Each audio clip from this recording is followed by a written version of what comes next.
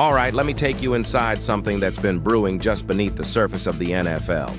A buzz that started as a whisper, but now it's exploded into a full-on roar.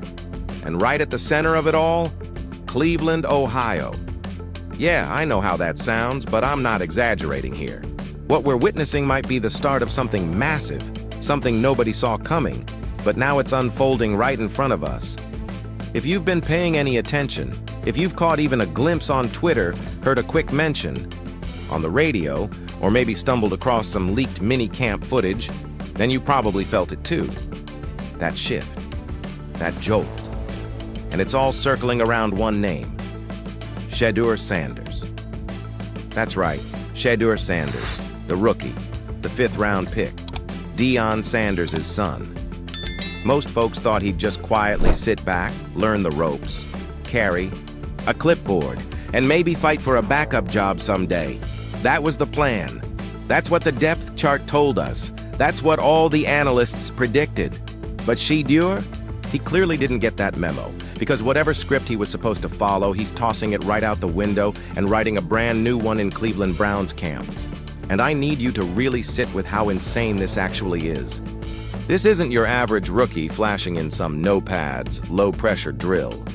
This kid walked into one of the most crowded quarterback rooms in the entire league. Joe Flacco, Kenny Pickett, Dillon Gabriel, and somehow, someway, he's become the headline of the offseason.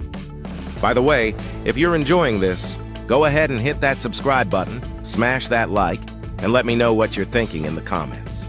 Now, let's rewind a little bit. Back to draft day. Shedeur Sanders gets taken in the 5th round. That's the range where quarterbacks usually fade into obscurity.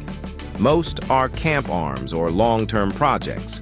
But the moment Shedeur stepped into the building, something felt different. The way he carried himself, the way he locked in, the way he approached every rep. There was a spark. And this isn't just media hype. I've been listening, connecting dots, digging into what's actually being said behind the scenes. And from what I'm hearing inside that building, the staff is blown away. One coach flat out told me he processes the playbook faster than any rookie I've ever worked with. Another said he sees it on the whiteboard, walks through it once, and then goes out there and executes it like he's been doing it for years. That's not just talent, that's next-level football IQ. And that's how you climb the depth chart when nobody expects you to. Now let's talk about the moment that changed everything. Mini camp. Full speed, high stakes, move the ball, drills. Normally that's a two-man show for the top QBs. But this time, Shedeur stepped in ahead of Dillon Gabriel. No fanfare, no public statement. Just a quiet, deliberate move by the coaching staff. And he delivered. This wasn't a good for a rookie kind of showing. This was command, poise, confidence. He took the huddle like it was his team, ripped balls over the middle, anticipated tight windows, and stretched the field. One of the coaches even told me that wasn't a lucky drive.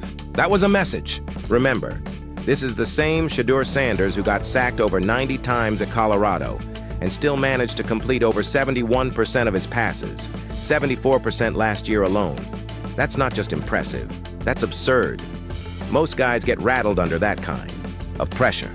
Their mechanics fall apart, their confidence crumbles.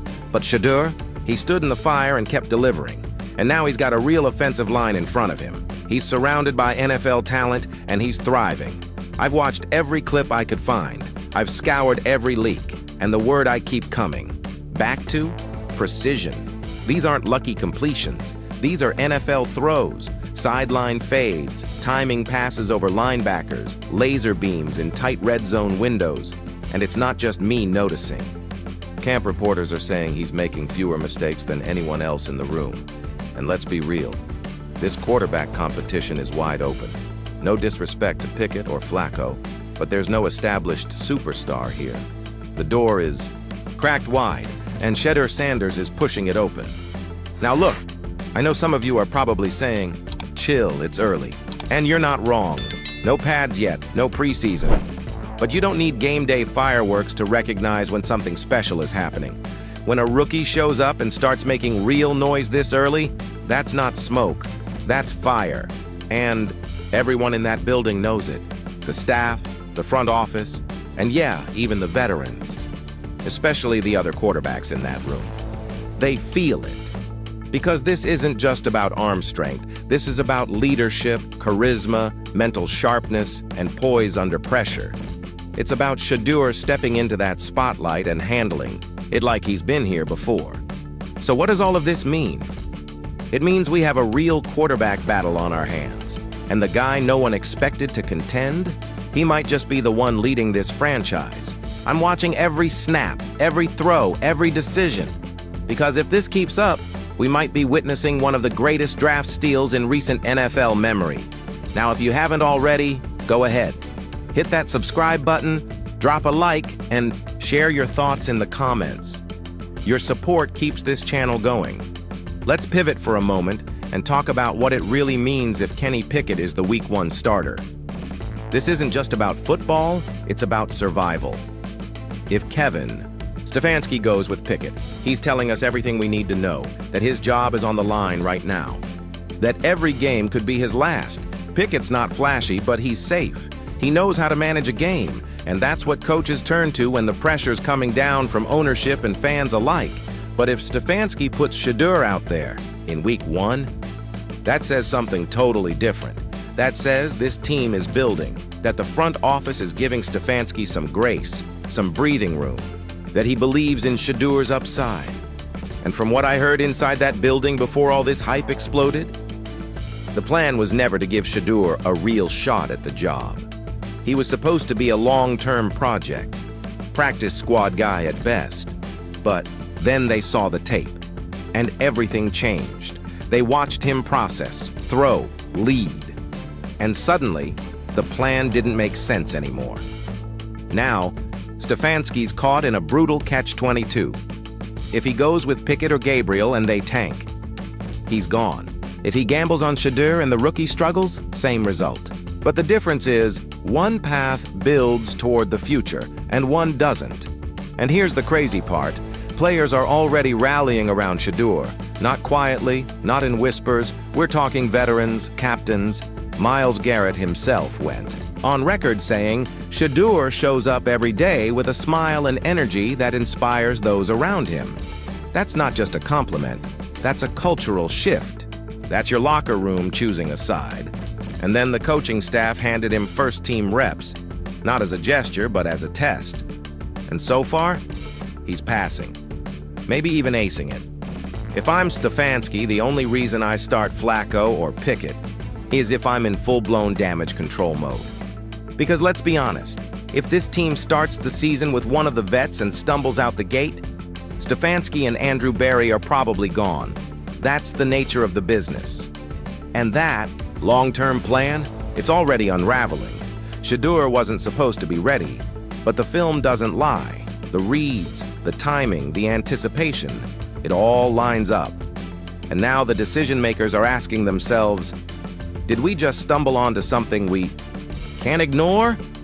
Now, before I wrap this up, let me just say, Shedeur's not the only one making noise out there. Quinshon Judkins is slicing through defenses like he's been in the league for years. That burst, that vision, it's next level. He looks ready. And with Cleveland's running back room still a question mark, Judkins could be a feature back faster than anyone expected. Then there's Carson Swessinger, rookie linebacker, quietly becoming a leader in the making. Jordan Hicks won't stop talking about the kid's instincts, his awareness, the way he reads the field. They're already calling him a potential green dot, future defensive play caller. Watch that space. And Jerry Jeudy, he's looking like WR1 without even trying. The chemistry with Flacco is real. The routes are sharp, the timing's clean. With Elijah Moore no longer in the picture, Jeudy is seizing his moment. But of course, not everyone is rising. Deontay Hardy? No show at OTAs. And for a journeyman, that's dangerous. New team, new system, you can't afford to miss those reps. And then there's the Deshaun Watson situation. Let's just be real. He was absent, and the silence is deafening. The vibe? It feels like we're watching a slow fade to irrelevance. Two rookie quarterbacks just landed in Cleveland. And then they brought in Flacco and traded for Kenny Pickett. Now you tell me, what does that say? Because to me it's loud and clear. It's not just writing on the wall, it's bold, underlined, maybe even blinking in red.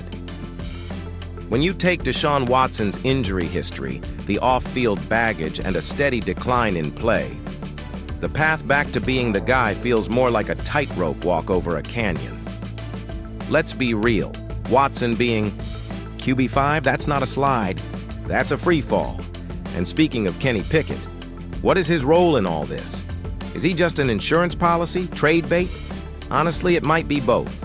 Right now, he's in limbo. Not quite a starter, not quite a backup you can rely on.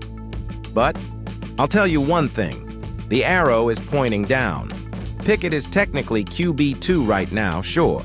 But when I look at how Shedeur Sanders and Dillon Gabriel are showing out in OTAs, and when you've got Flacco clearly locked in as the QB1, Pickett feels like the odd man out.